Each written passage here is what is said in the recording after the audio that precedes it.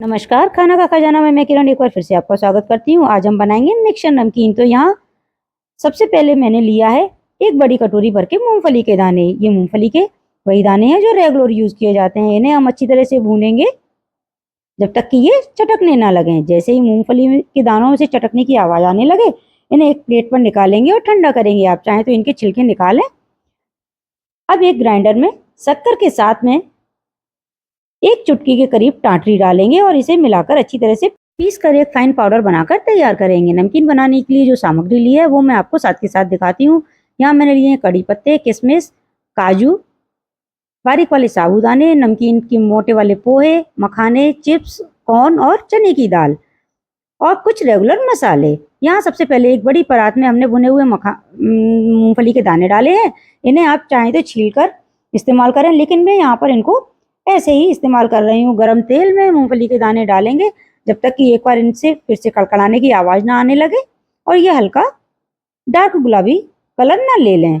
जैसे ही मूंगफली के दाने सिक जाएं, इन्हें निकालें। अब हम डालेंगे यहाँ चने की दाल।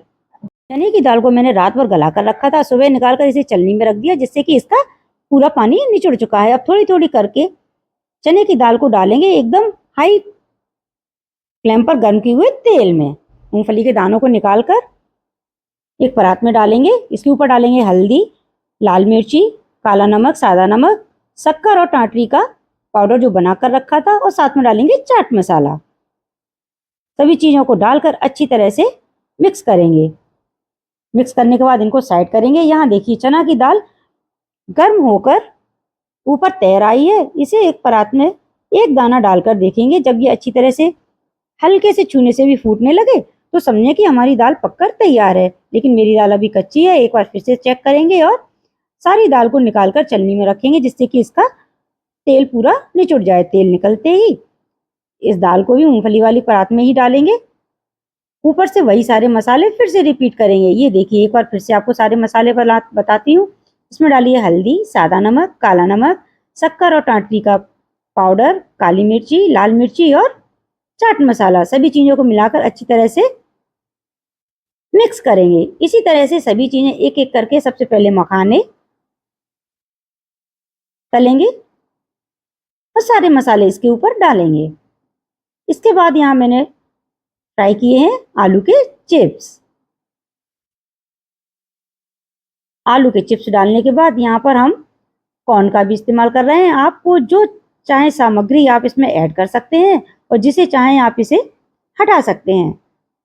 बस एक एक करके जो आपने सामान सिलेक्ट किया है उसे डीप फ्राई करते जाएं और सभी मसाले इसके ऊपर से डालते जाएं। ये देखिए चिप्स के बाद यहाँ आई बारी कॉर्न की।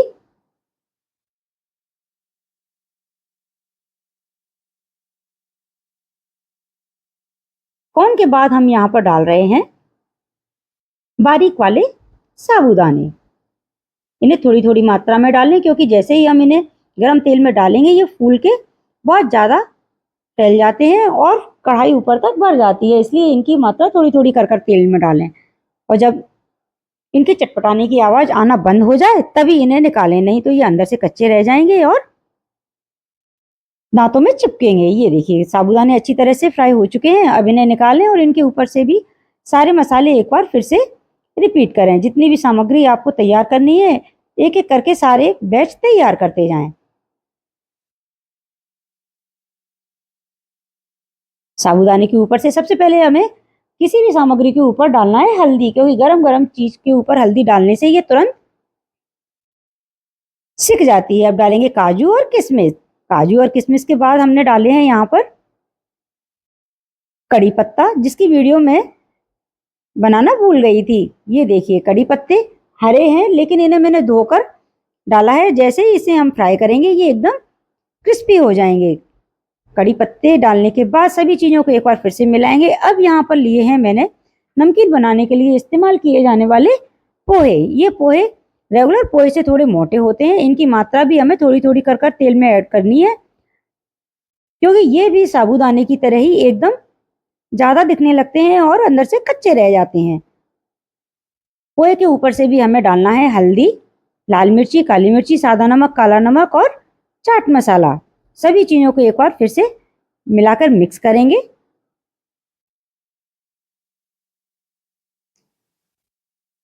अब मैं इसमें मिलाने जा रही हूँ गाठिया और आलू भुजिया, जिसकी रेसिपी मैं आपके साथ पहले भी शेयर कर चुकी हूँ, आगे भी लिंक शेयर करूंगी। ये देखिए, सभी सामग्री को अच्छी तरह से मिक्स कीजिए और हमारी मिक्सचर नमकीन बनकर तैयार है। एंजॉय कीजिए गरम गरम चाय के साथ।